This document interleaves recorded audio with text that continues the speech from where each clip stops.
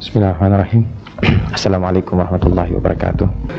Alhamdulillah rabbil alamin. Nahmaduhu wa nasta'inu wa nastaghfiruh wa na'udzubillahi min syururi anfusina wa min sayyiati a'malina. May yahdihillahu fala mudilla lahu wa may yudlil fala hadiyalah. Asyhadu an la ilaha illallah wahdahu la syarika lahu wa asyhadu anna Muhammadan abduhu wa rasuluh. Allahumma shalli wa sallim wa barik ala sayyidina wa maulana wa habibina Muhammad wa ala alihi thayyibin tahirin wa ashabihil mayamin. Para hadirin sekalian, kemunculan tarekat Burhaniyah ini termasuk terbaru karena baru diperkenalkan kurang lebih tahun 80-an. Sebelumnya hanya merupakan tarekat keluarga saja dari pendirinya, yaitu Syekh Muhammad Utsman Al-Burhani. Beliau adalah orang dari Afrika sana, keturunan dari Sudan, yang kemudian mengamalkan tarekat ini secara turun-temurun dari orang tuanya. Kemudian pada tahun sebelum 80-an dia kemudian baru menyebarkan di belakangan ini kepada masyarakat secara umum, walaupun dari namanya Burhaniyah, Dasukiyah, Zaziliyah.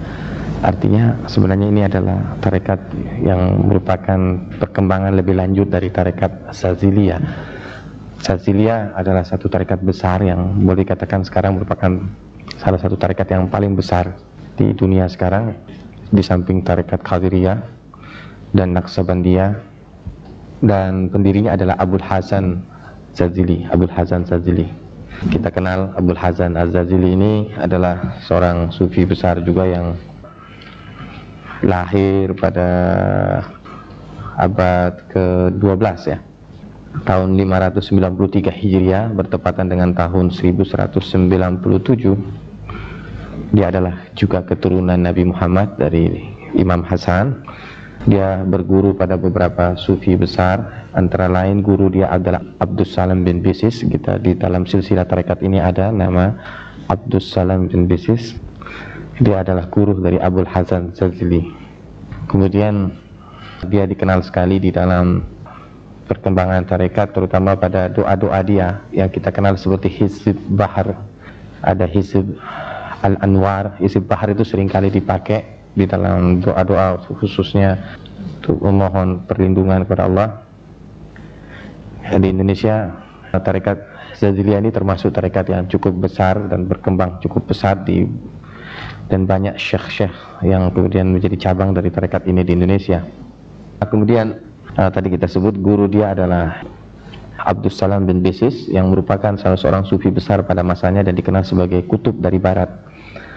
Sedangkan Syekh Abdul Qadir Jailani dikenal sebagai kutub dari timur. Kemudian Zaziliyah ini berkembang menjadi sangat besar dan kemudian banyak sekali aliran yang berkembang darinya, dan diantaranya kemudian tadi kita sebut ini Burhaniyah. Sebelum Burhaniyah ini ada yang disebut Dasukiyah. Dasukiyah ini adalah Syekh, salah seorang murid dari tarekat ini, yaitu dari Abul Hasan Az-Zazili, yang kemudian mengembangkan sendiri tarekat yang disebut tarekat Dasukiyah. Namanya ada dalam silsilah Ibrahim Al-Quraisy Dasuki. Nah, dari beliau kemudian tarekat ini juga dinamai Dasukiyah. Dasukiyah kemudian juga dari nama gelar beliau Al-Burhani, sebenarnya juga disebut Burhaniyah. Al-Burhan artinya hujjah atau argumen. Allah menyebut Al-Quran itu juga sebagai burhan dari Allah Subhanahu wa ta'ala. Nah, salah seorang tokoh penting dari tarekat Zaziliyah yang juga kemudian dikenal di dunia tasawuf sebagai salah satu referensi yang paling penting di dalam kajian-kajian tasawuf adalah Syekh Ibrahim Al-Quraisy Ad-Dasuki dan juga Ibnu Athaillah Al-Iskandari. Sebenarnya Ibnu Athaillah Al-Iskandari ini adalah seorang dari Iskandariyah, dari daerah Mesir sana, dan dia menulis satu buku yang terkenal sekali yang menjadi rujukan penting di dalam tasawuf. Salah satu buku yang termasuk mempengaruhi saya pada masa-masa awal dari kajian saya tentang tasawuf, yaitu Kitab Al-Hikam. Ini adalah satu buku referensi utama di dalam tasawuf. Buku itu sudah diterjemahkan dan diberikan pensyarahan, diberikan komentar oleh banyak sekali. Di Indonesia ini salah satu tokoh yang seringkali membahas tentang hikam ini, dan bukunya sudah terbit, adalah Profesor Dr. Muhibbuddin Wali. Muhibbuddin Wali menulis syarah terhadap buku ini menjadi 2 jilid yang tebal sekali. Kemudian salah satu terjemahan yang saya baca yang saya kira cukup baik dan ringkas itu dari terbitan dari penerbit Surabaya. Penerjemahnya, pemberi syarahnya itu Salim Bakhrest. Itu buku sampai sekarang masih terbit dan sudah dicetak ulang berkali-kali. Dan kemudian terakhir saya lihat di luar ada terjemahan dari bahasa Inggris dari kajian tentang kitab Al-Hikam ini. Itu adalah buku-buku yang dianggap sebagai masterpiece di dalam tasawuf. Nah, tokoh-tokoh yang kemudian juga terkenal sebagai yang kemudian membangun cabang daripada Syadziliyah ini adalah seperti Sayyid Ahmad Alawi.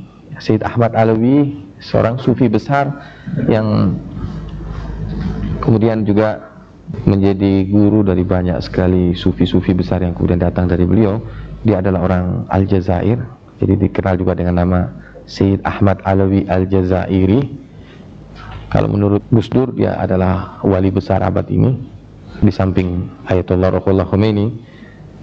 Dia juga menulis banyak buku, di antaranya ada beberapa yang saya miliki buku-buku beliau, dan sudah banyak yang diterjemahkan juga ke dalam bahasa Inggris tapi belum diterjemahkan dalam bahasa Indonesia. Tapi riwayat hidupnya dan beberapa aspek dari pemikiran dia sudah diterbitkan dalam bahasa Inggris, kemudian diterjemahkan dalam bahasa Indonesia oleh Martin Links, seorang pengamat sufi dari Inggris yang kemudian juga menjadi seorang sufi. Martin Links dengan nama, kalau nggak salah, Abu Bakar Sirajuddin. Dia menerjemahkan karya tentang Sayyid Ahmad Alawi, wali abad 20, terbitkan oleh Mizan beberapa tahun yang lalu. Itu salah satu buku referensi yang cukup bagus untuk membahas tentang pemikiran Ahmad Alawi. Dan kemudian di Inggris sekarang misalnya tarekat dia ini cukup berkembang di Inggris, dan ada tarekat yang disebut Murabitun. Ini juga kalangan Maroko, orang-orang Maroko juga merupakan cabang daripada tarekat ini. Nah, kemudian tarekat ini yang saya pelajari kemudian secara khusus adalah dari Syekh Muhammad Utsman Al-Burhani ini. Tapi sebelumnya saya juga ikut tarekat Zadziliyah. Saya mengikuti tarekat Zadziliyah di sini di Indonesia dari satu orang guru di Jawa Barat sini, Ajengan Abdul Qadir di Cianjur. Dia mengajarkan sekaligus 7 tarekat dalam satu session, diajarkan oleh beliau, dan salah satunya adalah Zadziliyah. Dia termasuk tarekat agak sulit mengikutinya karena syarat awal untuk bisa diinisiasi dalam tarekat yang Ajengan Abdul Qadir ini sebagai syekhnya, salah satunya adalah harus 3 hari 3 malam masuk di satu ruangan khusus, tidak ketemu orang, tidak bicara, tidak tidur, ya, tidak makan, tidak minum. Ya boleh, tapi makannya hanya sekepal nasi saja pada waktu maghrib, itu saja dengan segelas kecil air dengan cabai sama garam. Kebanyakan orang nggak lulus ya, kalau nggak kuat-kuat bener, membutuhkan kemauan yang kuat untuk itu. Ya alhamdulillah waktu itu saya sempat lulus. Saya bersama satu orang teman yang saat itu juga nggak lulus pada hari kedua, soalnya nggak tahan. Biasanya kita kalau punya bisnis banyak, bisnis yang gangguin kita, kemudian nggak tahan juga, mungkin tidak bicara ya, 3 hari 3 malam nggak bicara dan tidak tidur ya. Tapi ya ternyata bisa saja kalau Anda jalankan, kalau dengan niat yang teguh, bisa saja. Kemudian sesudah itu diiringi dengan 40 hari. Ya 40 hari lebih ringan sebenarnya. Nah, tingkat 40 hari juga beda-beda. Tarekat ini termasuk tidak terlalu banyak pengikutnya karena agak sulit. Tidak seperti ke tarekatnya Aba Anom yang sebenarnya relatif gampang ya. Orang hanya datang ke sana, ditalqin, kemudian sudah boleh menjalankan zikir atau wirid daripada tarekat itu. Nah, itu kalau di tarekat yang dibimbing oleh Ajengan Abdul Qadir ini, beliau agak ketat, bahkan sejumlah keluarga dekatnya sendiri tidak ikut ke tarekat ini karena agak sulit, bahkan ikut ke Aba Anom karena lebih mudah ya. Masing-masing orang tergantung saja, bahwa sebenarnya bukan susah atau mudahnya, ini masalahnya adalah memang apa kita punya tekad nggak untuk menjalani perjalanan spiritual ini. Karena saya kira sebelum Anda mengikuti ini kita sudah berbicara tentang beberapa hal mengenai tasawuf, bahwa Di kalangan tarekat Burhaniyah dan tarekat Syadziliyah pada umumnya praktek uzlah, khalwat itu merupakan praktek standar sebenarnya. Dan bukan hanya itu, tapi sebenarnya rata-rata semua tarekat. Hanya bedanya mungkin ada yang menetapkan itu pada sebagai syarat awal, ada yang menempatkannya di belakang. Nanti kalau Anda sudah menjalani lebih lama, Anda sudah naik pada satu level tertentu, baru Anda diwajibkan menjalani uzlah.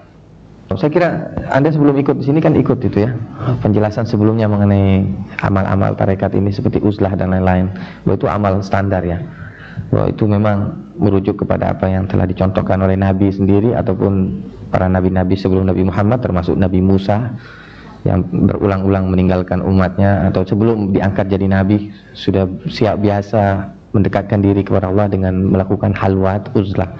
Nah, itu juga sebagai sarana penyucian jiwa yang dianggap sangat efektif, di mana kita menjalani satu kondisi yang agak ketat, terutama dalam hal makanan, karena hampir semua tarekat menegaskan bahwa sumber kebanyakan dari penyakit hati dan penyakit badan ini makanan. Mesti puasa, jadi kita harus melalui satu detoksifikasi spiritual dan detoksifikasi rohania, jasmania. Soalnya tubuh kita ini ya kita sudah tahu semua kan, kalau fisik kita ini tercemari atau terkontaminasi dengan makanan yang haram, itu akan menghalangi semua perjalanan spiritual kita. Jadi Anda tidak akan pernah bisa mencapai suatu pencapaian spiritual kalau makanan Anda itu sembarangan. Itu jelas syarat standar itu. Gimana saja bahwa Anda harus pertama-tama membenahi makanan Anda itu, karena dia akan menetap di tubuh Anda. Sedangkan pakaian lahir Anda aja kalau dia ini kotor, dia ini bernajis, dia akan menghalangi Anda, apalagi badan Anda, pakaian dari roh Anda. Ini pakaian dari badan kita, badan ini pakaian dari roh kita. Nah, kalau dia kotor, maka dia akan menghalangi perjalanan spiritual kita. Oleh karena itu merupakan satu metode standar bahwa Anda harus melakukan pembersihan fisik juga, sebagaimana Al-Quran juga ini menegaskan kepada Nabi, wasyabaka fatahhir, dan untuk hendaknya pakaianmu kau sucikan, pakaian lahirmu ataupun pakaian batinmu. Kemudian tarekat Burhaniyah ini sebenarnya dibandingkan tarekat lain termasuk paling mudah. Saya ketika pertama kali sampai di London, saya sebenarnya ke London waktu itu tertarik untuk mengkaji, mempelajari tarekat Nikmatullah yang juga berkembang pesat sekali di barat. Tarekat Nikmatullah ini pimpinannya sekarang adalah Dr. Jawad Nurbas. Dia punya jurnal sufi yang terkenal, yang saya mengenal mereka melalui jurnal itu. Kemudian saya tertarik ingin mempelajari. Saya hanya pergi ke sana tahun 94. Saya sempat ikut beberapa kali jamaah zikirnya, dan itu Jawad Nurbasnya tidak di Inggris, tapi anaknya yang menjadi wakilnya saya temui dan sempat kita berbincang. Tapi saya tidak sempat diinisiasi di dalam tarekat itu. Tapi saya kenal teman-teman yang kemudian jadi pengurus-pengurusnya di sana sekarang ini. Nah, kemudian pada kedatangan saya berikutnya di Inggris, saya juga berkenalan dengan teman-teman dari tarekat Burhaniyah ini, yang kemudian dengan antusias mengajak saya bergabung dengan mereka.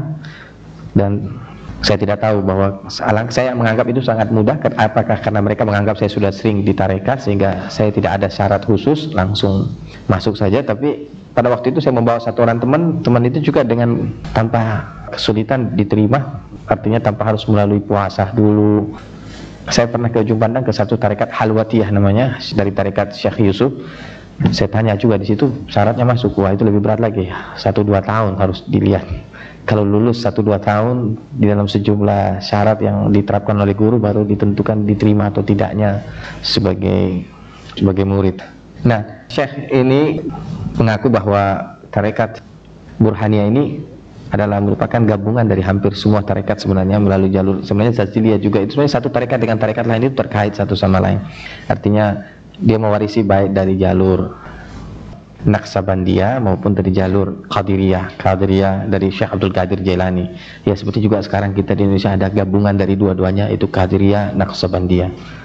Nah, apa ajaran pokoknya? Saya kira secara umum ya sama saja dengan tarekat-tarekat yang lain, bahwa intinya itu mahabbah kepada Allah, mahabbah kepada Rasulullah, dan mahabbah kepada keluarga Nabi. Hampir semua tarekat menegaskan pentingnya cinta kepada keluarga Rasulullah SAW, karena hampir semua tarekat mengambil ilmunya atau silsilah mereka itu dari Rasulullah melalui keluarga Rasulullah.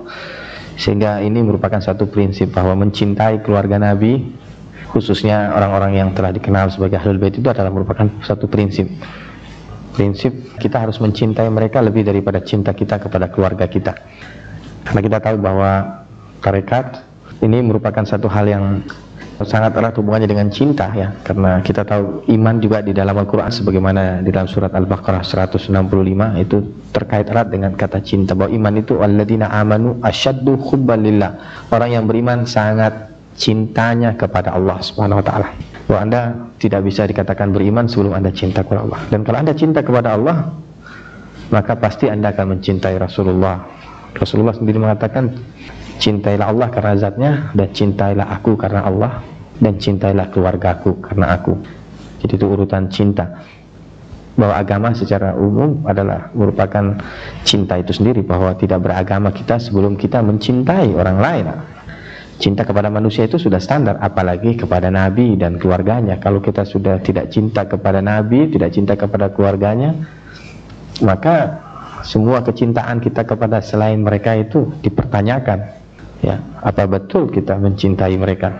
Karena itu ini adalah merupakan hal yang prinsip, bahwa Anda tidak akan pernah bisa masuk ke dalam suatu pencapaian spiritual kalau di dalam hati Anda ada kebencian, apalagi kalau kebencian itu kepada keluarga Nabi.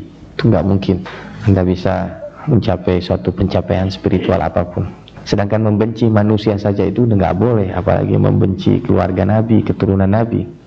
Sehingga itu adalah prinsip itu yang tidak perlu pakai dalil agama pun sudah sangat jelas, ya. Tidak perlu pakai dalil akal kita pun sudah jelas sekali.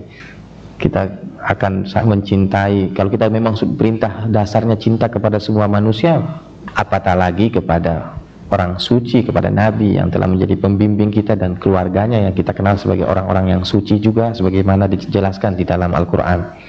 Nah, kita lihat di dalam lembaran itu bahwa di dalam silsilah ringkas tarekat ini disebut beberapa nama, ya, kepada Rasulullah, kepada Imam Ali, kepada Fatimah, kepada Imam Hasan, kepada Imam Hussein, kemudian juga kepada Abdus Salam bin Bisis. Ini silsilah ringkasnya, tapi ada silsilah panjangnya yang saya tidak sampaikan di sini, ada puluhan nama. Dan umumnya di tarekat ini juga orang-orang yang kita kenal sebagai syekh ini sebagian besar adalah keturunan dari Nabi juga sebenarnya. Syekh Muhammad Utsman Al-Burhani ini adalah keturunan juga dari Nabi melalui jalur Imam Hasan Al-Askari. Dia putra dari Imam Hasan Al-Askari, kemudian putra dari Imam Ali Al-Hadi, seterusnya ke atas sampai Imam Ja'far Shadiq, Imam Muhammad Al-Baqir, Imam Ali Zainal Abidin, Imam Hussein, Imam Ali bin Abi Thalib, dan kemudian dari Fatimah kepada Rasulullah SAW. Jadi dia punya silsilah baik dari segi keturunan nasab, dari darah adalah turunan Nabi, dari para imam-imam yang dikenal juga di kalangan yang diakui baik oleh Sunni maupun Syiah. Kalau Syiah memang sudah menganggap mereka sebagai imam yang ke-11, yaitu Imam Hasan Al-Askari, ya, dan dikenal juga sebagai seorang sufi besar, seorang wali besar pada masanya. Nah, dari segi tarekat dia juga bersumber dari mereka. Jadi baik dari segi nasab maupun dari segi silsilah tarekatnya. Nah, itu beberapa hal berkenaan dengan tokoh ini, dan sekarang beliau sudah meninggal dunia. Yang menggantikan beliau adalah Syekh Ibrahim Syekh Muhammad Utsman Abdu Al-Burhani, nama pertama yang ada dalam silsilah ringkas tadi. Itu Syekh yang sekarang. Nah, kita masuk ke beberapa amalan-amalannya.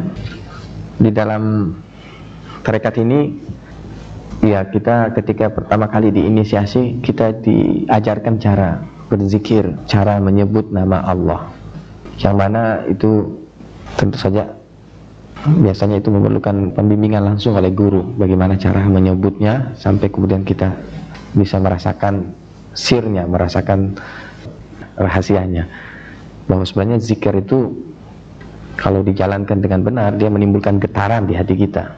Nah, getaran itu harus kita jaga sehingga setiap kita menyebut nama Allah, kalau bisa getaran itu terasa. Dan betul-betul sebagaimana yang disebut di dalam Al-Quran, walladzina amanu idza dzukirallah wajilat qulubuhum. Dan orang-orang yang beriman apabila disebut nama Allah bergetar hati mereka. Ada dua hal yang bisa menggetarkan sebenarnya. Ada melalui cara pengucapan, ada juga dengan karena cinta. Anda kalau mencintai seseorang, dia otomatis menggetarkan hati Anda kalau disebut namanya. Bahwa kalau kita cinta kepada seseorang, disebut nama orang itu bergetar hati kita. Menyebut nama Allah itu adalah sesuatu yang sangat besar, sangat agung, sehingga Allah menyebutnya wala zikrullahi akbar. Sungguh zikr Allah itu sangat besar pengaruhnya. Dia punya efek yang luar biasa dalam jiwa kita. Hanya sekarang masalahnya, apa betul kita setiap menyebut nama Allah itu dia menimbulkan efek seperti itu?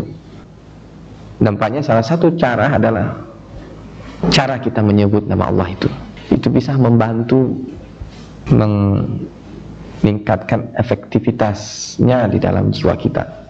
Saya mempelajari cara penyebutan itu secara khusus dari tarekat ini, yang memang terasa bahwa itu memberikan satu pengaruh yang beda daripada sekedar menyebut dengan cara yang biasa. Cara menyebut itu diajarkan langsung oleh Nabi kepada Ali bin Abi Thalib, Allah, ya. Dan itu yang kemudian secara turun-temurun diwariskan. Sebenarnya si orang bisa belajar juga tanpa melalui inisiasi, ya. Bisa saja mempelajarinya tanpa inisiasi. Sama juga doa, Allahumma a'inni ala dzikrika wa syukrika wa husni ibadatik.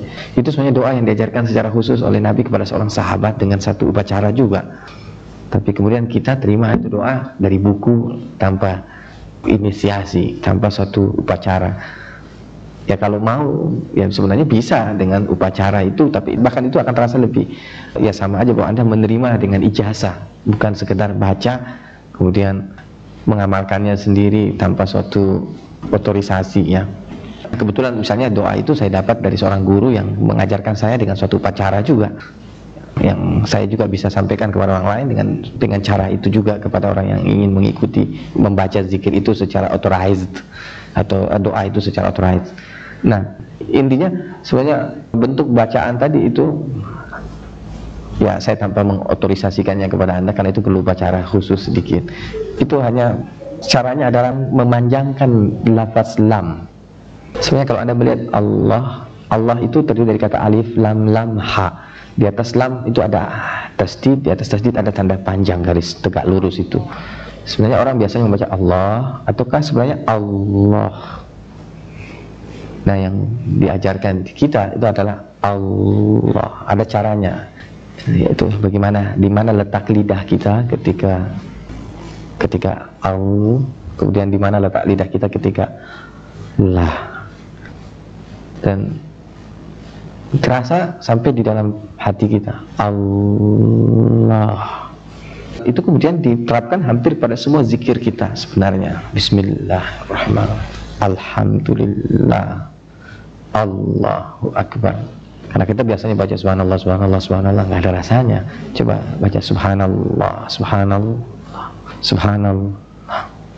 Rasakan sampai dia masuk dalam semua gerakan kita. Di dalam setiap kita menyebut nama Allah, jangan hendaknya dengan ringan saja kita sebut nama Allah itu, tapi hendaknya dia betul-betul kita sebut dengan ta'zim, sebagaimana kita menyebut nama seorang yang kita takuti, yang kita hormati.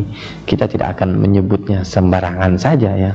Itu saya dengar jin-jin itu, di kalangan jin kalau dengar nama iblis itu gemetar mereka.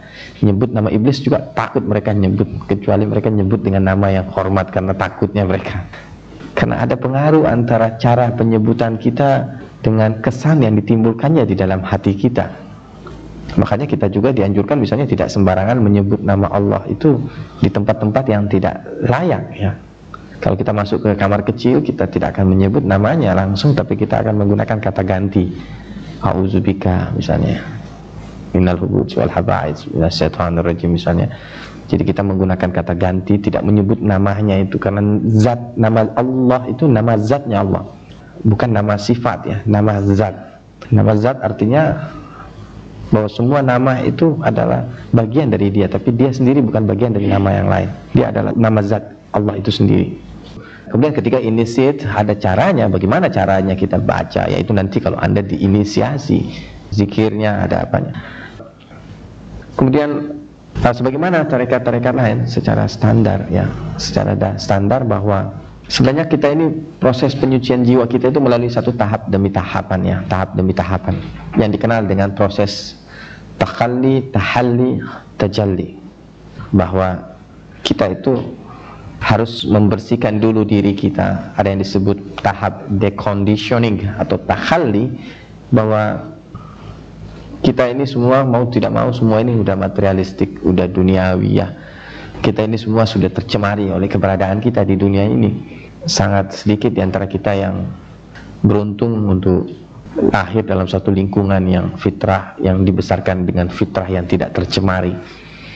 Hampir kita semua ini sudah mengalami keadaan tercemar di dalam fitrah kita ini. Nah, oleh karena itu tahapan yang paling penting pertama-tama adalah tahap takhalli, deconditioning. Kita membersihkan diri kita dari akibat-akibat conditioning yang kita telah alami selama ini terhadap pikiran kita, perasaan kita, keinginan-keinginan kita. Bahwa seringkali pikiran kita itu sudah tercemar, keinginan kita itu sudah tercemar, perasaan-perasaan kita itu sudah tercemar. Nah, kita harus bersihkan. Nah, itu proses pembersihan diri dari segala sifat-sifat buruk kita, disebut takhalli. Nah, bentuk zikir dasarnya itu adalah istighfar, astagfirullahaladzim. Rata-rata tarekat menerapkan prinsip ini sebagai syarat pertama, bahwa pada saat pertama Anda ikut tarekat, maka kalau di tarekat kita ini tahap pertamanya Anda harus menyelesaikan 70.000 kali istighfar. Itu diamalkan, biasanya kita dikasih tasbih khusus. Pada tahap awal itu adalah pembersihan diri, di mana kita membaca sebanyak 70.000 kali, dan itu juga tidak dianjurkan sekali satu hari 5.000, 10.000, tapi sebaiknya tidak terlalu banyak, tapi dengan pengucapan yang tadi ya, saya astagfirullahaladzim wa tawwabur rahim. Pada prinsipnya boleh di mana saja, tapi akan jauh lebih bagus ketika kita berada dalam keadaan suci, menghadap kiblat. Dalam keadaan yang habis salat kita bisa bagi, misalnya setiap habis salat kita baca misalnya 200 istighfar, berarti satu hari 1000, berarti kita selesaikan kurang lebih 70 hari. Atau satu hari 2000, setiap habis salat misalnya 400 misalnya, sehingga dalam kurang lebih 35 hari itu terselesaikan. Tidak dianjurkan lebih dari 2000 sehari, jangan tergesa-gesa. Nah, tadi pertama adalah deconditioning, proses di mana kita coba melepaskan diri kita dari semua pengaruh buruk yang kita alami, dari conditioning yang kita alami melalui pendidikan kita, lingkungan kita, keterikatan kita sama dunia ini. Ini prinsip dasar dari semua tarekat. Oleh karena itu zikir istighfar ini adalah zikir standar sebenarnya. Semua tarekat menerapkan kewajiban zikir istighfar ini semua. Selain pada masa awal tadi yaitu 70.000, ada yang harian. Yang harian itu setiap hari 100, itu rutin, itu pagi sore 100, pagi sore 100. Kalau Rasulullah sendiri minimal 100 ya. Bahkan pada akhir-akhir hayatnya Rasulullah lebih banyak lagi, karena perintah terakhir yang turun kepada Rasulullah penegasan kembali, fasabbih bihamdi rabbika wastaghfiru innahu kana tawwaba. Jadi kita lihat bahwa perintah istighfar, kalau kita buka Al-Quran juga banyak sekali perintah istighfar di dalam Al-Quran. Dan di dalam surat Hud, surat Yunus, dalam berbagai surat Allah menegaskan siapa yang membaca istighfar Allah akan memberikan kemuliaan, keutamaan, Allah akan memberikan kekuatan kepadanya, Allah memberikan rezeki, Allah akan memberikan anak yang saleh, yang gak punya anak, yang susah dapat anak, banyak baca istighfar. Allah akan menurunkan hujan yang berkah. Itu semua di dalam Al-Quran ada. Oh, itu hubungannya dengan istighfar. Nabi juga mengatakan barang siapa membiasakan membaca istighfar, Allah akan memberikan jalan keluar dari problem yang dia hadapi, dan juga Allah akan memberi rezeki dari arah yang tidak ia duga. Keutamaan istighfar itu sangat jelas. Salah satu di antara daripada zikir-zikir yang sangat ditekankan dan diperintahkan di dalam Al-Quran ya adalah perintah istighfar.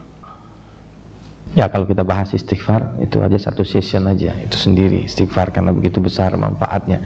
Nah kemudian itu tahap pertama, nanti berikutnya ada lagi. Ada berapa zikir yang harus dibaca selama 70.000, sebanyak 70.000 kali setelah istighfar itu. Dan itu melambangkan sebenarnya proses-proses tahalli, tajalli tadi. Proses deconditioning, proses di mana kita membersihkan diri kita dari pengaruh-pengaruh tadi negatif, dari semua sifat-sifat negatif. Kemudian tahap berikutnya adalah tahap reconditioning, tahap di mana kita merekondisi kembali, itu tahalli, mengisi sifat-sifat baik ke dalam jiwa kita. Sama dengan kalau Anda mengisi botol berisi air yang kotor, pertama Anda harus keluarkan dulu air yang kotor itu dari botol itu, kemudian sesudah itu Anda bersihkan, baru kemudian Anda isi dengan air yang bersih. Itu proses tahalli. Tahalli jadi proses reconditioning. Nah, proses reconditioning ini dengan membaca salawat ya. Allahumma shalli ala sayyidina Muhammad wa alihi wasallim. Yang kemudian pada tahap berikutnya adalah proses unconditioning. Proses unconditioning itu proses tajalli. Tajalli itu satu proses penampakan daripada sifat-sifat Allah ya, penampakan daripada Allah Subhanahu wa taala, tajalliyahnya Allah Subhanahu wa taala. Nah, dalam tajalli ini kita melepaskan diri kita dari semua keterikatan kepada apapun. Kita bisa melepaskan diri kita dari semua matriks ini, dari matriks kehidupan ini, matriks dari alam-alam ini. Sebagaimana kemarin kita sebut, orang yang sudah mencapai tingkat di mana dia tidak lagi terhalangi oleh hijab-hijab alam ini. Bahwa alam ini terdiri daripada hijab-hijab, dan hijab-hijab itu menjadi penghalang kita untuk melihat hakikat. Tajalli ini pun juga bertingkat-tingkat, dari tajalli af'al, tajalli asma, tajalli sifat, kemudian tajalli zat. Tahapan berikutnya adalah tadi tajalli, itu zikirnya la ilaha illallah. Kemudian zikir berikutnya itu Allah. Hampir orang mengatakan la ilaha illallah itu zikir lisan ya. Allah itu zikir kalbi, zikir hati. Huwa itu zikir ruh. Kemudian itu zikir nasir. Tapi Anda tidak pernah bisa merasakan kalau Anda belum melewati tahap-tahap sebelumnya, sehingga itu sudah merupakan begitu saja, itu sudah menggetarkan Anda punya wujud semuanya dengan menyebut. Dan kalau sudah semua itu berarti seluruh wujud Anda selalu berada dalam keadaan zikir kepada Allah. Makanya orang kalau mengeluh sebenarnya itu dia sedang memanggil Allah, hanya dia nggak sadar saja. Sebenarnya hakikatnya dia itu sedang memanggil Allah, hanya dia nggak sadar saja. Itu kan dari Allahu, hu itu huruf hu itu kan dari ha itu kan kalau dibaca seperti huruf ka, ak. Kemudian ha, hu, itu Anda biasa kalau dengar di tarekat-tarekat tertentu ada zikir-zikir itu suara itu menjadi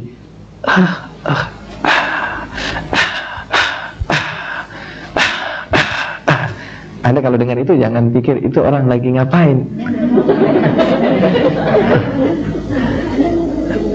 Sebenarnya itu zikir sir. Tapi memang Anda tidak langsung lompat ke situ. Anda mesti la ilaha illa Allah. Allah.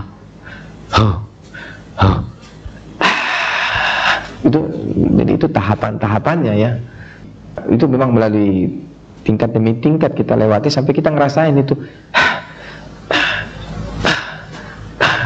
Hampir semua tarekat ada itu semua akan sampai ke situ juga nanti. Tapi bukan sembarang ya kan. Yang betul-betul mendatangkan satu getaran di batin kita ketika kita menyebut nama Allah dengan itu nama pada tingkatan kita sudah bahas bahwa kita punya lapis-lapis diri kita ini kan dari sadar, kemudian di dalam sadar itu, di inti sadar itu ada kalbu, di dalam kalbu itu ada fuad, di dalam fuad itu ada lubab. Dan itu menunjukkan letak dari lisan lahiriah kita, kemudian bentuk lahiriah kita, kemudian hati kita, hati, akal kita, kemudian fuad itu tempat ruh kita, kemudian pada inti yang paling dalam itu tempat sir, rahasia kita, rahasia terdalam daripada diri kita. Nah, zikir tidak langsung ke hati, tapi dia harus bertahap ya, tidak langsung masuk ke sir, dilatih. La ilaha illallah. Jadi orang tidak langsung enggak.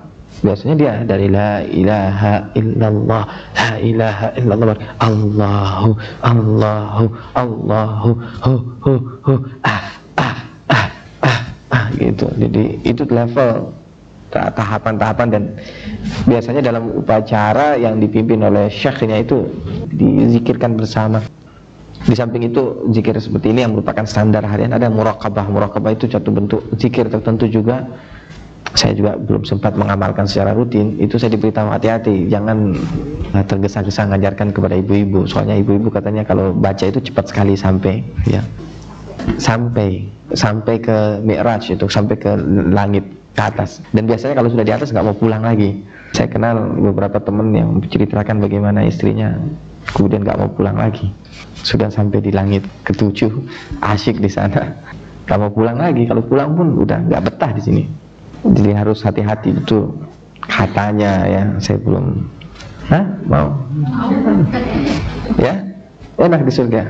Dunia ini tempat terbaik buat kita kalau kita bertakwa. Surga baik, tapi Rasulullah pulang lagi dari sana untuk bisa membimbing orang lain. Kita punya tugas itu bukan untuk menyelamatkan diri kita saja, tapi juga menyelamatkan keluarga kita, menyelamatkan saudara-saudara kita. Dan untuk itu kita harus balik lagi. Hanya biasanya kan kalau ibu-ibu lebih suka kalau udah asyik, udah ngapain pulang lagi kan. Seperti Nabi Idris. Nabi Idris kan sampai di langit ke-7 di surga nggak mau pulang lagi. Dia tinggal di sana, nggak balik lagi. Sebagian orang juga berpikir begitu, daripada pulang nggak tentu, tetap aja di sana. Pulang nanti nggak tentu lagi apa masih. Kalau tiba-tiba tertipu kan, ya. Apa definisi Anda tentang mati? Apa yang Anda maksud dengan mati? Kalau Anda masuk ke sini, Anda mesti belajar dulu apa itu mati. Mati itu kan hanya perpindahan dari satu ruang ke ruang lain, dari satu alam ke alam lain. Itu kan mati itu titik peralihan itu. Kita beralih ke alam yang lebih tinggi. Apa kalau kita mati kita musnah? Tidak, kita nggak musnah. Kita sedang pindah alam. Hanya apa proses pindah alam itu terjadi dengan mulus atau terjadi dengan sangat tidak mulus, dengan sangat terpaksa. Tergantung persiapan kita, apakah kita siap pindah alam atau tidak, dan apakah kita sudah mempersiapkan diri kita untuk pindah ke alam itu atau tidak.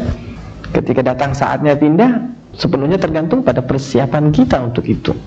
Anda harus selalu siap bekal. Kapan Anda diusir dari rumah ini atau disuruh pindah ke rumah yang lain, Anda langsung berangkat. Tapi kebanyakan orang kan tidak, dia asyik di sini, ya kan? Dia tidak pernah berbekal untuk ke tempat yang lain, tempat tinggalnya yang sebenarnya. Nah, akibatnya ya dia tertipu, akhirnya takut mati karena dia pikir kalau mati itu musnahlah segala-galanya. Nah, kita harus jelas konsep, kita harus tahu dulu itu konsep-konsep dasar itu apa itu hidup, apa itu tahapan-tahapan yang kita lewati tadi. Kemudian sebagaimana biasa ada zikir hariannya. Zikir harian yang tadi saya katakan pagi sore yang saya berikan ini diawali dengan Bismillahirrahmanirrahim. Itu 100 kali. Anda bisa baca tentang keutamaan Bismillahirrahmanirrahim dalam berbagai hadis. Itu banyak sekali. Itu bacaan yang sangat besar manfaatnya. Anda kalau membiasakan baca itu saja, katanya kalau orang sudah mendapatkan itu, dia akan diberikan baju ijabah. Artinya apa saja yang dia minta akan dikabulkan oleh Allah. Kalau dia sudah terbiasa dengan membaca Bismillahirrahmanirrahim. Tapi bukan baca Bismillahirrahmanirrahim yang sekedarnya dengan tanpa kesadaran.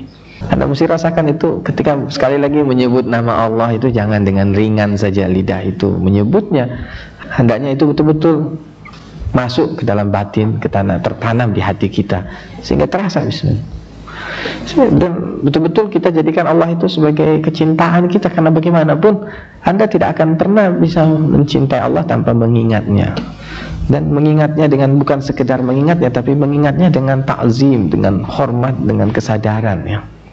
Itulah yang dikehendaki dari setiap zikir-zikir kita. Jadi hampir semua zikir itu ada nama Allah di dalamnya. Sesudah Bismillahirrahmanirrahim, Astaghfirullahalazim, huwa tawwabur rahim. 100 kali itu standar. Kita berbeda dengan zikir yang lain. Kalau biasanya yang lain astagfirullahalazim wa atubu ilaih. Kalau ini astagfirullahalazim, aku minta ampun kepadanya dan dia maha penerima taubat serta maha penyayang. Huwat tawwabur rahim. Kalau yang biasa saya memohon ampun kepadanya, kepada Allah yang maha agung, dan saya kembali kepadanya wa atubu ilaih. Kalau ini dia maha penerima, maha taubat, maha penerima taubat, maha kembali dan juga maha penyayang. Itu standar 100 kali. Kemudian la ilaha illallah 100 kali. Ini zikir standar. Nah, yang membedakan kita dengan zikir yang lain daripada tarekat yang lain itu nama Allah yang kita sebut di sini bukan salah satu dari Asmaul Husna, tapi dia diyakini sebagai pendamping dari semua Asmaul Husna. Ya Daim, Ya Daim, yang maha kekal, maha abadi, maha terus menerus. Itu dibaca dengan tidak sekedar ya Daim, ya Daim, ya Daim, ya Daim. Seperti orang Buddha itu kalau dia Santi, Anda tahu itu punya pengaruh khusus kepada tubuh kita dan kepada kesadaran kita. Ya Daim. Jangan baca zikir semaunya saja. Kemudian baca Allahumma salli ala sayyidina Muhammad wa alihi wa sallim. Nah, Nabi juga Allahumma salli ala sayyidina Muhammad wa alihi wa sallim. Anda ngerasain nggak? Allahumma salli ala sayyidina Muhammad wa alihi wa sallim. Muhammad wa alihi wasallam. Salawat kepada Muhammad, ya Allah sampaikanlah salawat kepada Muhammad dan juga kepada keluarganya serta salam. Salli artinya sebenarnya kalau kata guru saya itu dari kata yang sama dengan salat, artinya sambung. Jadi sebenarnya ya Allah sambungkan kami kepada Muhammad agar kami bisa menerima barakahnya Muhammadiyah, karena Allah telah menjadikan Muhammad itu sebagai perantara ya, yang menjadi sebab dari segala ciptaannya, bahwa Rasulullah adalah sebab dari semua ciptaannya Allah. Kalau bukan karena Muhammad, Allah tidak menciptakan segala sesuatu. Maka dia adalah kekasihnya dan juga merupakan awal dari semua ciptaannya yang disebut Nur Muhammad. Kita harus kenal ini Muhammad sallallahu alaihi wasallam ya.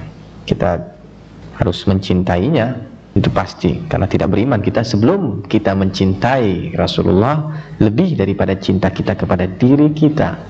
Dengan salawat sebenarnya kita menanamkan cinta itu kepada Rasulullah sallallahu alaihi wasallam. Karena cinta tidak muncul begitu saja.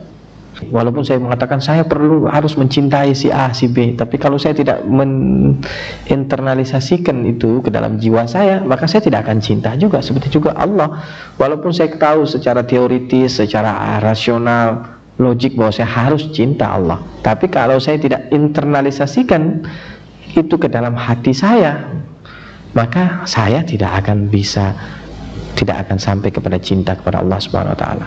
Itu jelas. Sebelum itu semua diamalkan sebagai satu amalan tadi, dan sebelumnya kita baca Al-Fatihah yang dikirimkan secara khusus kepada para guru-guru kita. Nah, dalam bentuknya yang cukup panjang di sini lumayan banyaknya. Anda harus membaca kepada paling bawah Rasulullah dengan menyebut ziyadatan fi syarafil Mustafa sallallahu alaihi wa alihi wasallam. Ziyadah itu artinya sebagai tambahan. Fi syarafi kepada kemuliaan. Al-Mustafa yaitu namanya Nabi. Al-Mustafa itu artinya yang terpilih. Muhammad ya sallallahu alaihi wa alihi wasallam. Itu bacaannya Al-Fatihah 7 kali. Bismillahirrahmanirrahim. Alhamdulillahirabbil alamin arrahmanir rahim maliki yaumiddin iyyaka na'budu wa iyyaka nasta'in. Terus kemudian diteruskan dengan kulhu sebanyak 13 kali. Saya ketika ikut tarekat pertama kali yang diajarin oleh guru saya itu baca Al-Fatihah yang benar. Karena banyak orang yang baca Al-Fatihah nggak benar.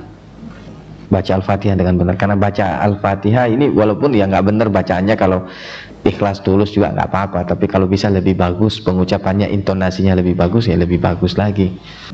Boleh tahu kan ibu-ibu bapak-bapak sekalian ya, bahwa Al-Fatihah itu kalau bacanya salah kita menyebut 7 nama setannya.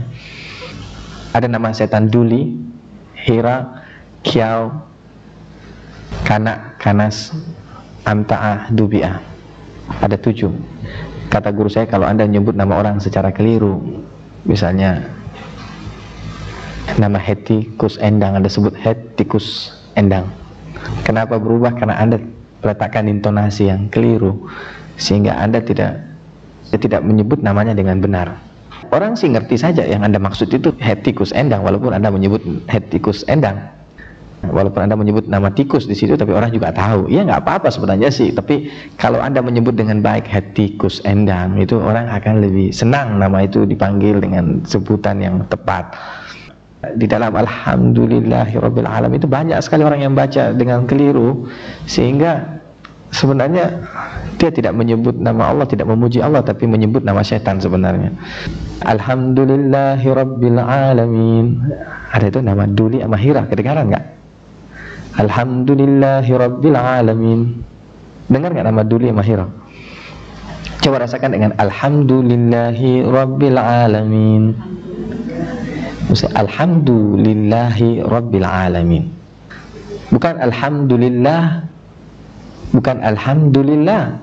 Maksudnya alhamdulillahi rabbil alamin. 2 nama setan disebut situ, Duli sama Hira. Tapi kita udah kebiasaan Duli, alhamdulillahi rabbil alamin. Padahal alham tidak ada artinya. Duli ya nama setan, Hira nama setan. Maksudnya alhamdulillahi rabbil alamin. Alhamdulillahi rabbil alamin. Alhamdu segala puji, lillahi bagi Allah, rabbil alamin, Tuhan semesta alam. Alhamdulillahi rabbil alamin. Alhamdulillahi rabbil alamin. Kalau Anda transliterasikan itu alhamdulillah rabbil alamin, tulisannya begitu, alhamdulillahi rabbil alamin. Tidak ada transliterasi yang menyambungkan du dengan li, nggak ada itu. Transliterasi semua dengan jelas memisahkan du dan li. Alhamdulillahi rabbil alamin. Alhamdu segala puji, lillahi bagi Allah, rabbil alamin, Tuhan semesta alam. Ar-Rahmanir Rahim, nggak ada masalah. Nah yang muncul selalu Malik Yaumiddin. Kalau kita maknakan terpisah seperti itu, mal itu harta, kiau setan, middin.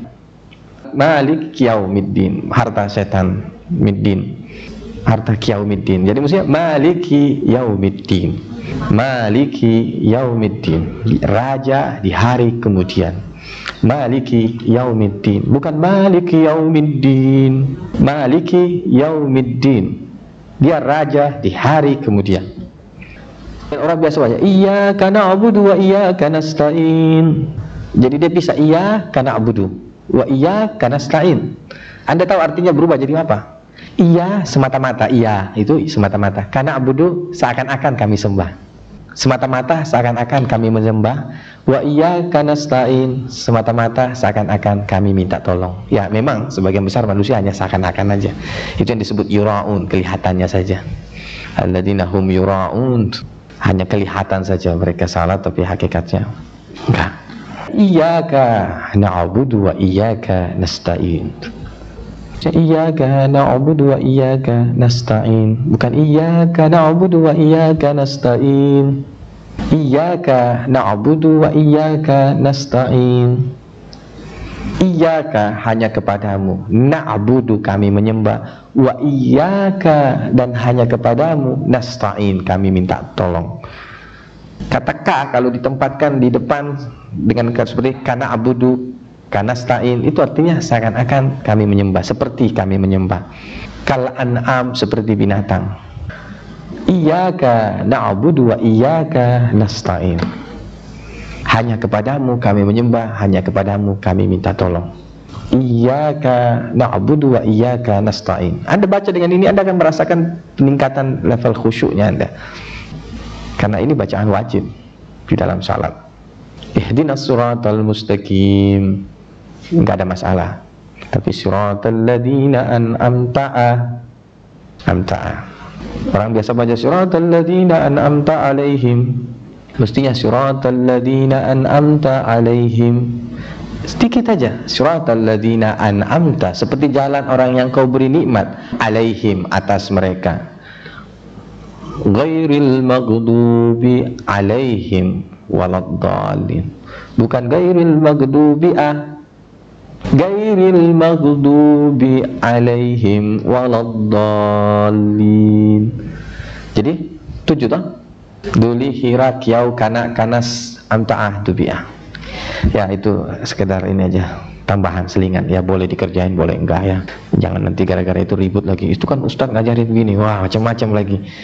Ada bukunya, kalau ibu mau baca buku referensinya ada. Hanya orang nggak pernah baca lagi tuh referensi cara baca Al-Fatihah ini. Karena ada ke Masjidil Haram begitu juga bacanya. Sebut juga nama setan. Sampai guru saya ngajarin di Mekah pun, di Madinah pun kembali baca seperti itu yang benar waktu itu. Kemudian ketika membaca tadi Al-Fatihah makulhu itu standar. Jadi kalau kita baca, kita kirim. Salah satu doa yang paling baik untuk kita kirimkan kepada orang-orang yang sudah meninggalkan kita itu memang Al-Fatihah makulhu sebenarnya. Yaitu Rasulullah sangat menganjurkan kita mengirimkan kulhu juga kepada orang tua kita yang sudah meninggal dunia. Nah kalau kulhu dibacanya biasa, hanya caranya tanpa bismillah pada yang kedua, ketiga dan seterusnya.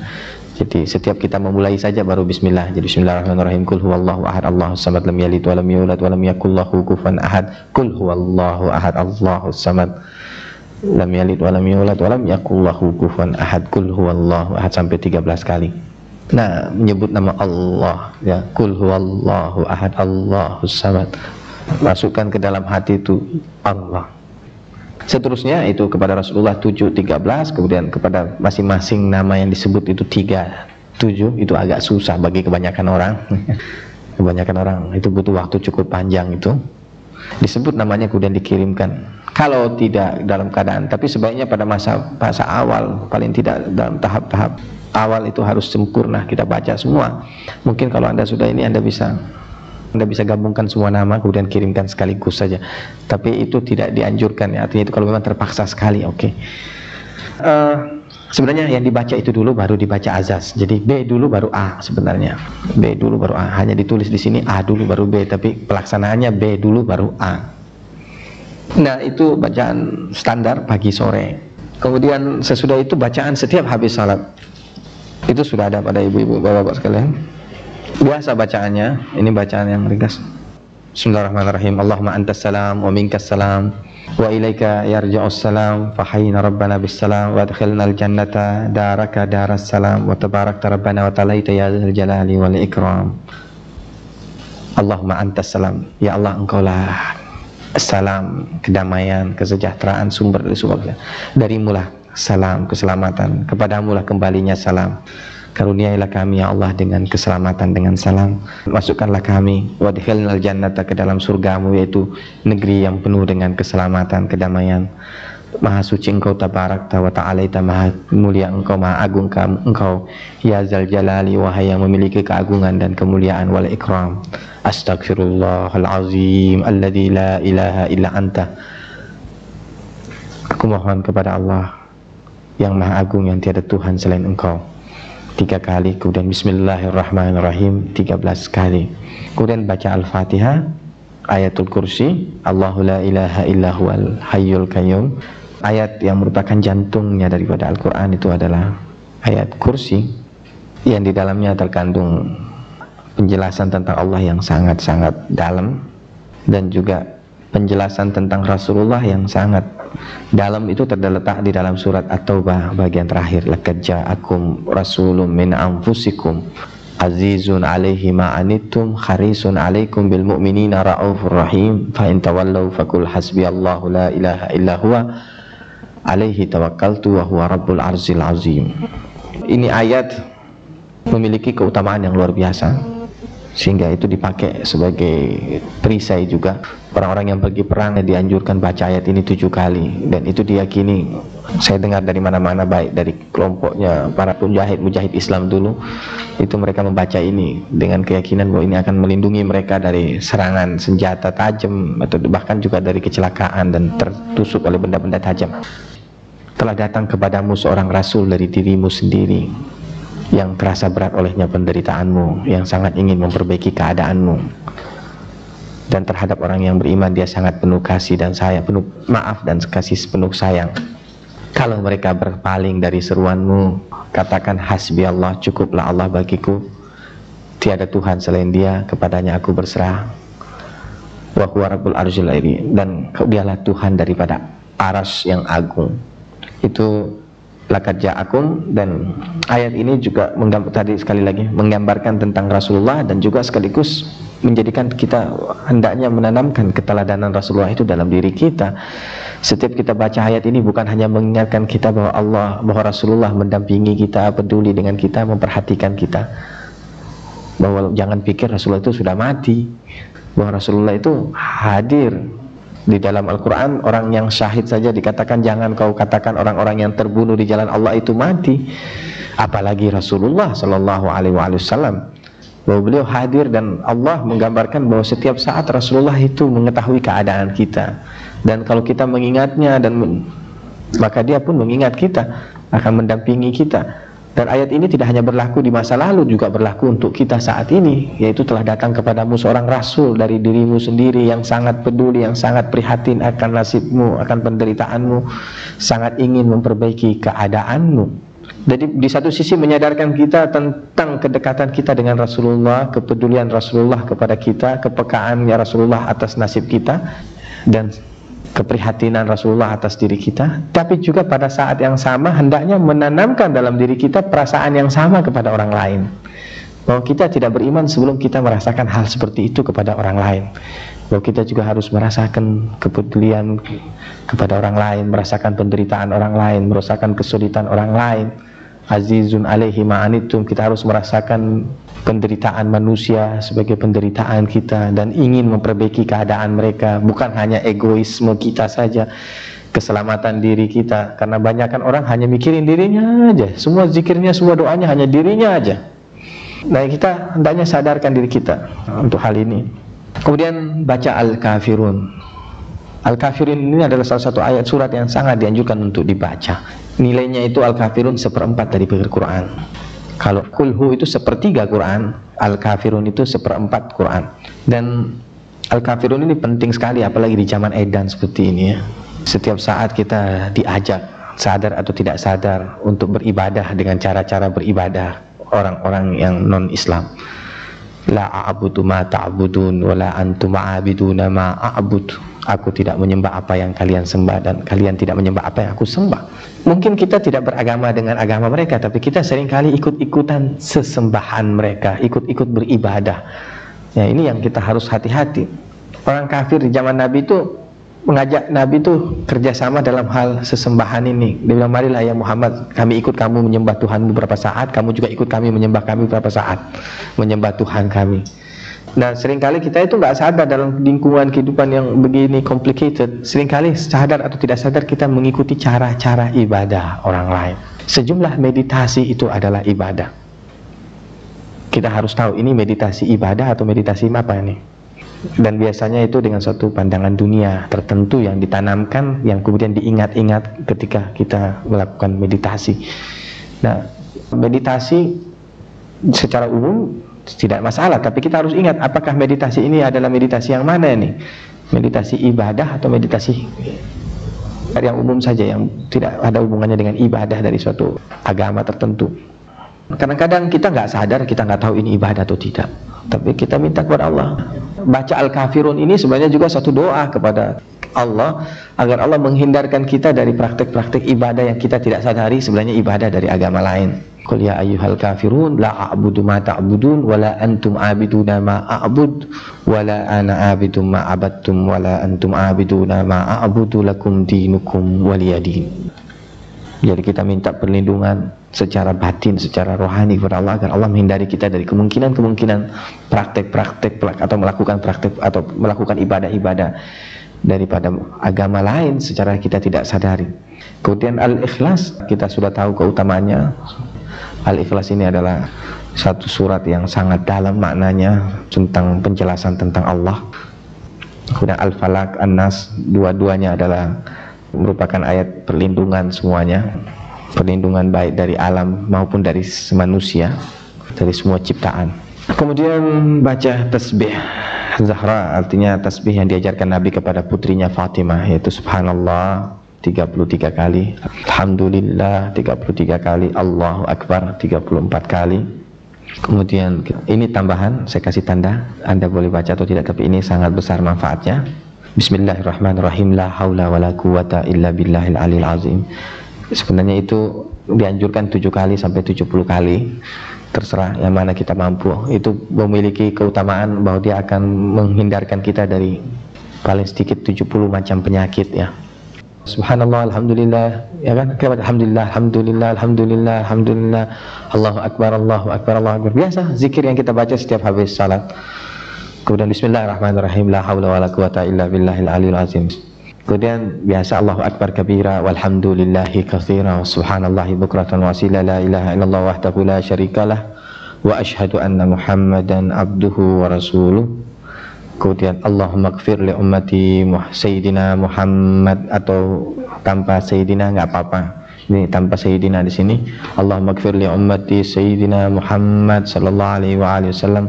Allahumma rda an ummati Sayyidina Muhammad sallallahu alaihi wa alihi wasallam. Nah, ini doa bahwa kita itu diperintahkan mendoakan bukan hanya diri kita, tapi mendoakan semua manusia. Dengan mendoakan semua manusia sebenarnya kita juga masuk di dalamnya. Ya, ini juga menanamkan rasa cinta kepada sesama kita, rasa kasih sayang. Ya Allah, ampunilah umatnya Muhammad. Umat Muhammad bisa dalam pengertian luas, pengertian sempit. Pengertian sempit siapa saja yang menerima seruan Nabi Muhammad disebut umat Muhammad. Tapi pengertian luasnya siapa saja yang hidup di zamannya Nabi Muhammad, di zamannya sampai meninggalnya, sampai akhir zaman adalah umatnya Nabi Muhammad. Tapi tentu saja di sini maknanya adalah secara khusus kepada umat Muhammad. Tapi kita juga bisa maknakan itu secara umum kepada umat keseluruhan. Tapi walaupun ampunan Allah hanya kepada orang-orang yang taubat dan beriman. Tapi kalau orang kafir, ya tidak akan diampuni Allah kecuali kalau dia taubat.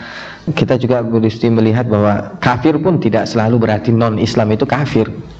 Kafir siapa saja yang menentang kebenaran, apakah dia muslim, apakah dia non-muslim. Siapa saja yang menentang kebenaran, menolak kebenaran setelah dia tahu itu benar, kemudian dia menentangnya, dia melawannya, maka dia kafir. Walaupun dia formally muslim, kita tidak bisa memutuskan seseorang itu kafir hanya sekedar dia berbeda agama dalam pengertian kafir yang, karena tadi kafir bertingkat-tingkat makna pemahaman kafir.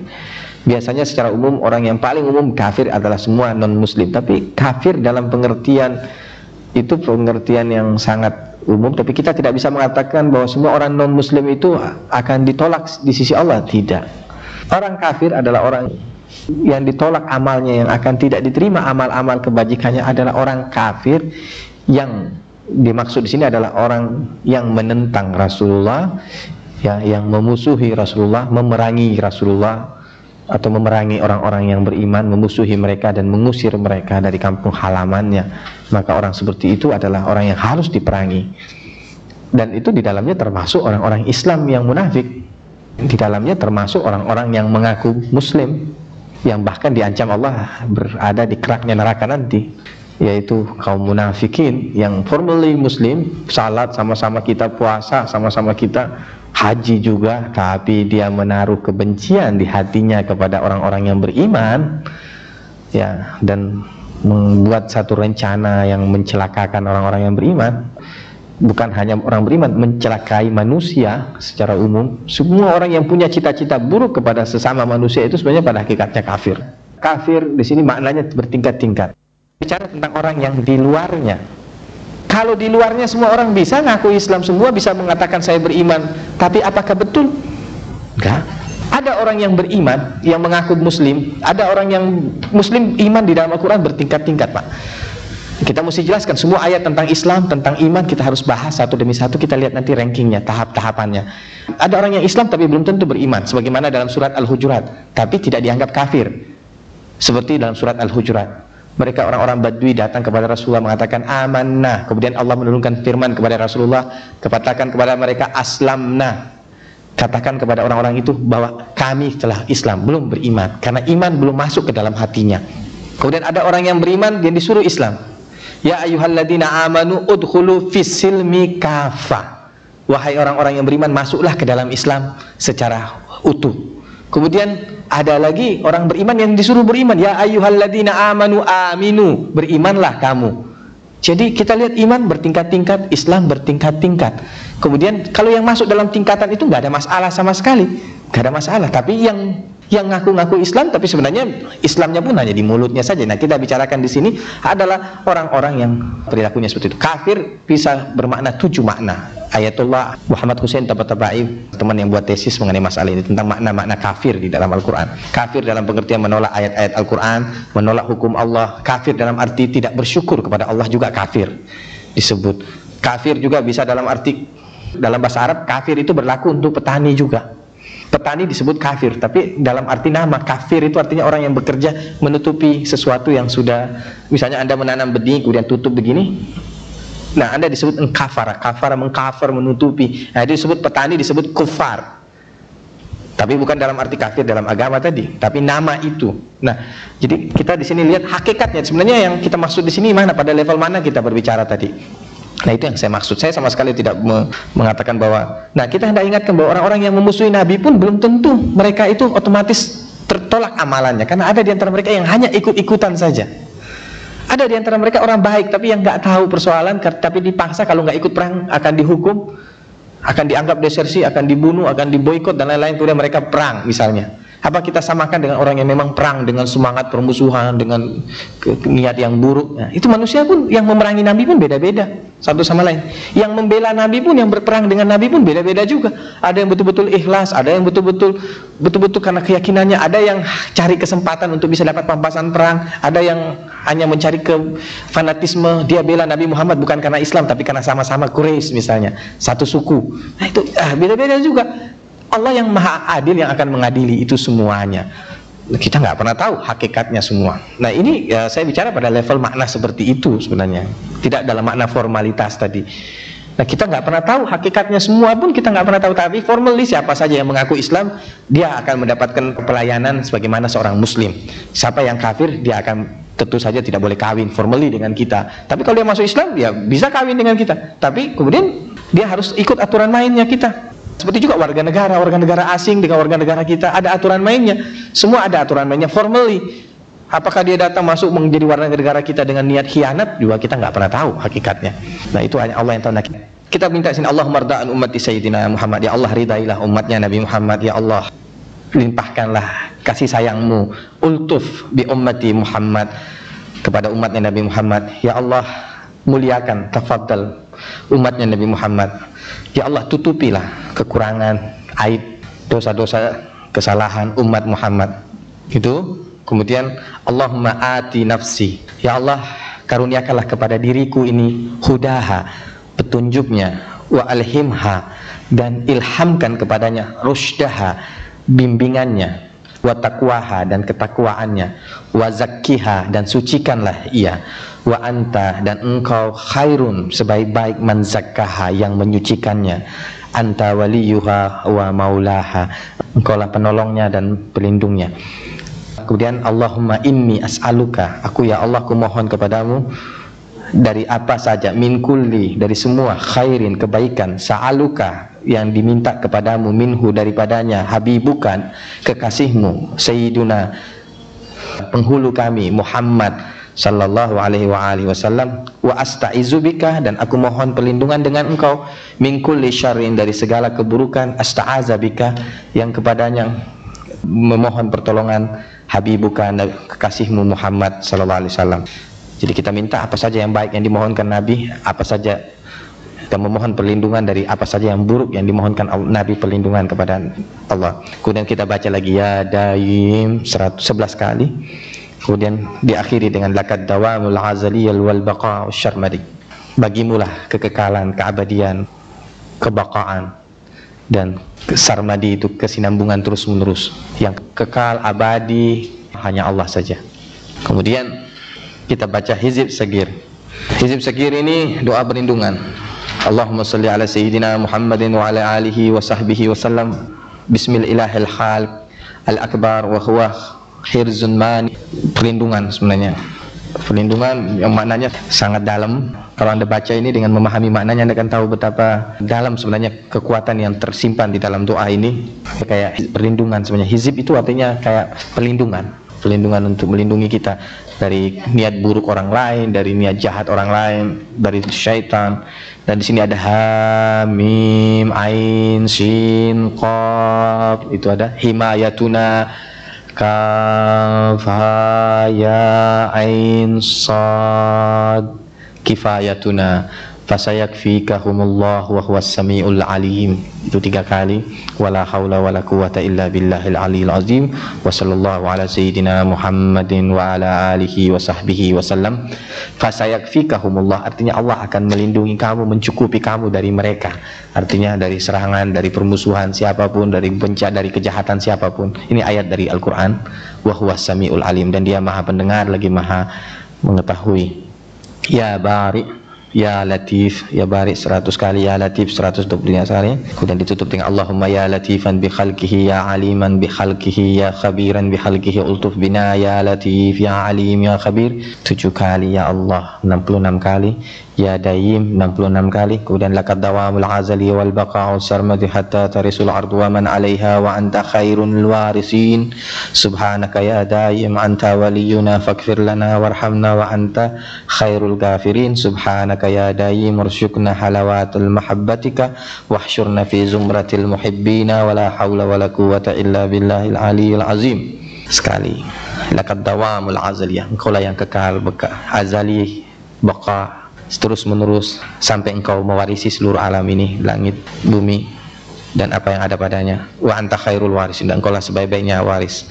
Subhanaka, maha suci engkau, ya Daim, yang maha kekal, yang maha terus menerus. Anta waliyuna, engkau pelindung kami, penolong kami. Faghfir lana, maafkanlah kami. Warhamna, kasihanilah kami.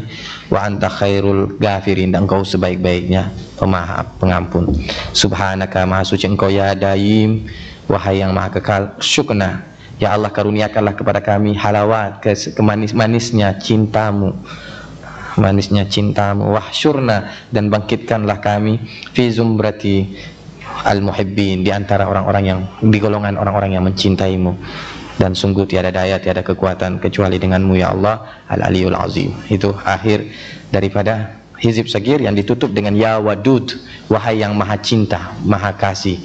Ya wadud 240 kali. Ini zikir yang sebenarnya untuk menanamkan rasa cinta di hati kita. Ya wadud, wahai yang maha penuh dengan kasih sayang, maha cinta. Ini juga kalau anda punya masalah dengan orang yang anda cintai, bacain ya wadud.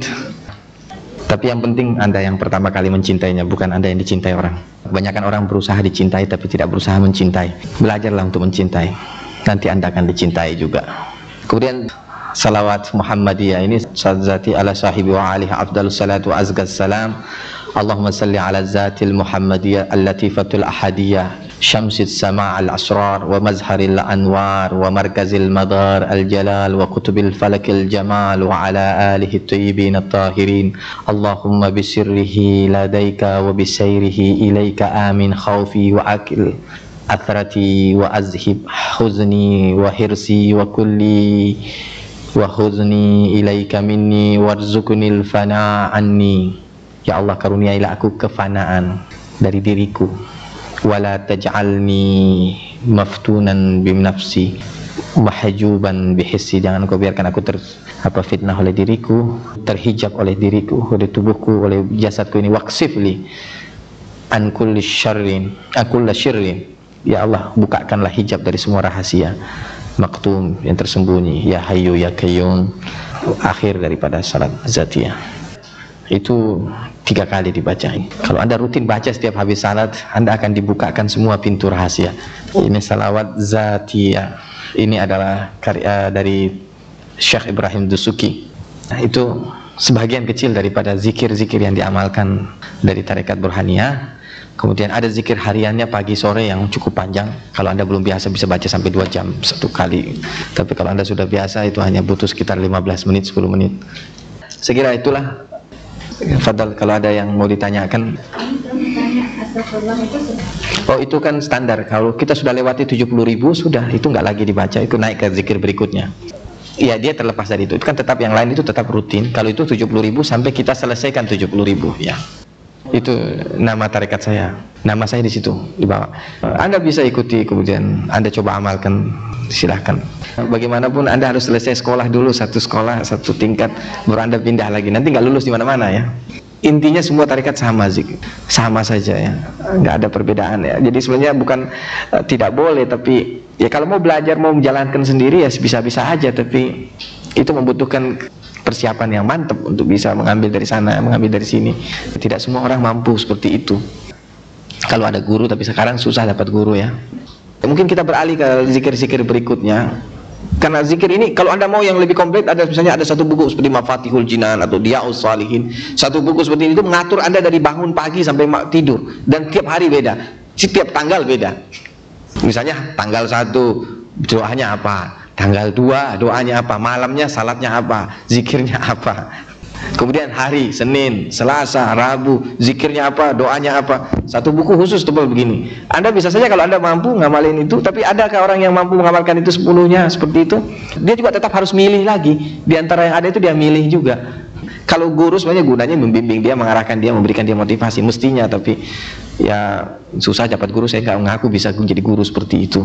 Banyak murid saya yang lepas, nggak bisa saya bimbing karena kesibukan. Nggak tahu, saya belum siap untuk duduk di tempat untuk menerima membimbing secara khusus. Wallahu a'lam, nanti suatu saat Anda bisa bandingkan nanti. Saya lihat ini zikir standar sebenarnya. Saya amalkan ini karena saya merasa bahwa dia singkat, jelas, dan semua juga cukup clear, poin-poinnya cukup jelas. Nanti ibu bapak putuskan setelah ikut semua dulu tarekat, kemudian bandingkan, kemudian istikharah kepada Allah. Sudah itu maunya saya begitu, saya mestinya melayani permintaan seperti itu. Tapi masalahnya sekarang itu daftar list yang ada di tangan saya itu ada 70 orang yang saya belum sempat bisa layani. Saya mau kumpulkan sekaligus nanti kapan, karena saya juga mungkin bulan depan saya akan halwat selama berapa bulan. Saya persilahkan Anda boleh amalkan secara umum aja dulu, silahkan secara biasa. Saya sudah beritahukan prinsipnya semua, tinggal inisiasinya saja. Nanti penjelasan inisiasi lebih lengkap kalau memang Anda memilih itu setelah Anda ikut semua dan Anda istikharah. Kewajiban saya sebenarnya, kalau saya syekh benar-benaran, tapi saya masih merasa belum mantap saya jadi syekh ya, nggak tahu ini. Mungkin karena saya tunggu umur saya nanti ini, umur 40 tahun ini. Itu mantapnya 40 tahun. Wallahu alam. Ya. Kebetulan teman-teman yang saya temui di sana, saya nggak sempat di Mesir ketemunya. Kalau saya mungkin ke Mesir ya ketemu di Mesir. Hanya kebetulan mereka punya cabang ada di Inggris, saya ketemu di Inggris. Tapi mereka punya cabang ada di 70 negara. Tarekat ini punya cabang di 70 negara. Salah satu terbesar di Jerman. Kalau Anda ke Inggris, Anda ke Jerman, ke Inggris, Australia, di Australia juga ada. Di hampir semua kota besar di dunia mereka punya perkumpulan, mereka punya persaudaraan. Nah, kebetulan aja saya di Inggris, nggak ada hubungannya hal-hal yang khusus. Syekhnya tetap orang bahasa Arab, tapi kebetulan dia punya murid ada di Inggris, cabangnya ada di Inggris yang kebetulan saya temui. Ya itu saja. Silakan Mas tadi. Itu nama syekh yang melalui jalur mereka lah kita sampai kepada ini. Namanya tawassul ya. Silakan. Kalau Anda tidak punya waktu secara khusus, lumayan juga itu, butuh istiqamah itu, karena inti dari tarekat semua juga istiqamah ya, konsistensi. Kalau tidak Anda bisa baca di mobil sambil ditunggu di jalan ya. Ya nggak apa-apa kalau Anda waktu keputus Anda kerja. Habis duhur bisa, habis asar, habis maghrib bisa. Sesudah subuh ke atas sampai sebelum asar. Sambil masak juga bisa. Ya nggak ada masalah. Kan zikir kepada Allah dalam keadaan berdiri, duduk, berbaring, nggak ada masalah. Kalau sudah hafal nggak perlu baca, lihat lagi sudah otomatis ya. Sebenarnya biasanya pemilihan syekh itu biasanya oleh syekh langsung ya, yang menunjuk. Biasanya ya, pada umumnya syekh sebelum meninggal dia sudah berwasiat siapa yang akan menggantikan dia dari antara murid-muridnya. Dan biasanya kalau wasiat itu agak kabur atau agak tidak jelas, maka biasanya para murid semua istikharah. Dan ketika mereka istikharah, biasanya mereka mendapatkan jawaban dalam mimpi. Dan umumnya biasanya sama ya. Atau kalau tidak sama, paling tidak yang mayoritas. Kalau masuk di sini perjalanan spiritual seperti orang tidak mencari kemuliaan lagi di dunia ini, karena Allah tidak memberikan surga kepada orang-orang yang mencari kemuliaan di dunia ini. Allah tidak memberikan surga. Itu di dalam Al-Quran Allah mengatakan demikian. Siapa saja yang mencari kemuliaan di dunia ini, Allah tidak akan memberikan surga kepadanya. Allah itu zikir qalbi, kemudian huwa itu zikir ruh, kemudian hu itu zikir sir, zikir rahasia. Kalau dia ibadah, Anda mesti tanya, itu bagian dari ibadah atau tidak? Kalau dia bagian dari ibadah, kita nggak boleh ikut. Lebih baik cari yoga untuk kesehatan, yoga untuk power, lebih baik daripada yoga yang katanya ibadah tadi. Ada bentuk yoga-yoga yang berbeda. Ada yoga yang khusus untuk ibadah, ada yoga yang memang untuk tenaga dalam, untuk kesehatan dan lain-lain. Nggak apa-apa. Tapi kalau untuk ibadah, misalnya di situ dia kasih tahu kita harus bayangkan wajah syekhnya di situ, syekhnya dia, yang Hindu, yang biasanya kita lihat di situ, itu sudah ibadah. Kita nggak boleh lagi, kita harus balik kepada kita. Semua meditasi kita, semua harus kepada Allah, kepada Rasulullah. Kalaupun pada level yang rabitahnya kita ya kepada syekh kita, guru kita yang jelas-jelas muslim, itu pun juga tidak diharapkan. Kalau bisa kita langsung kepada Allah. Hanya kalau kita belum sampai ke situ, kita melalui syekh kita dulu. Kalau bisa langsung kepada Rasulullah, itu lebih bagus lagi. Kalau sudah pernah mimpi ketemu Rasulullah, pas zikir Allah itu bayangkan Rasulullah Sallallahu Alaihi Wasallam. Kalau nggak bisa Ka'bah. Kita juga harus hati-hati membayangkan wajah orang di situ. Siapa wajah orang yang harus kita bayangkan? Siapa itu? Ya walaupun semuanya ayat-ayat Allah juga, tapi ya nggak bisa sembarangan kita menetapkan. Nah, kita harus waspada di situ. Soalnya sekarang memang minat terhadap hal-hal seperti itu kuat sekali. Padahal sebenarnya Islam kita punya itu cukup bagus, cukup banyak. Hanya sekarang memang susah dapat gurunya yang betul-betul ikhlas, tulus. Itu memang susah sekarang. Krisis guru kita ini, krisis. Ya, saya kira insya Allah. Jadi begitu, Ibu Cherry ya. Saya kira sudah dapat 15 menit. Mari kita akhiri dengan doa yang akan dipimpin oleh Ustadz Syamsuri, doa cinta. Marilah Bapak Ibu sekalian, kita akhiri kajian kita pada sore ini dengan bersama-sama panjatkan doa kepada Allah Subhanahu wa taala. A'udzubillahi minasyaitonir rajim. Bismillahirrahmanirrahim. Allahumma shalli ala Muhammadin wa ali Muhammad. Allahumma inni as'aluka hubbaka wa hubba man yuhibbuk wa hubba kulli amalin yusiluni ila qurbik wa anta ja'alaka habba ilayya mimma siwak wa anta ja'ala hubbi iyyaka qa'idan ila ridwanik wa syauqi ilaika za'idan an isyanik wa amnun bin nazari ilaika alayya وانظر بعين الود والعطف إلي ولا تصرف عني وجهك واجعلني من أهل الإسعاد والخدوة إنك يا مجيب يا أرحم الراحمين. Ya Allah, aku mohonkan cintamu dan cinta orang yang mencintaimu dan cinta amal yang membawaku ke sampingmu. Jadikan engkau lebih aku cintai daripada selainmu. Jadikan cintaku padamu membimbingku pada ridhamu dan kerinduanku padamu mencegahku dari maksiat atasmu. Anugerahkan padaku memandangmu. Tataplah diriku dengan tatapan kasih dan sayang. Jangan palingkan wajahmu dariku ya Allah. Jadikan aku dari penerima anugerah dan karuniamu. Wahai pemberi ijabah ya Arhamar Rahimin. Assalamualaikum warahmatullahi wabarakatuh.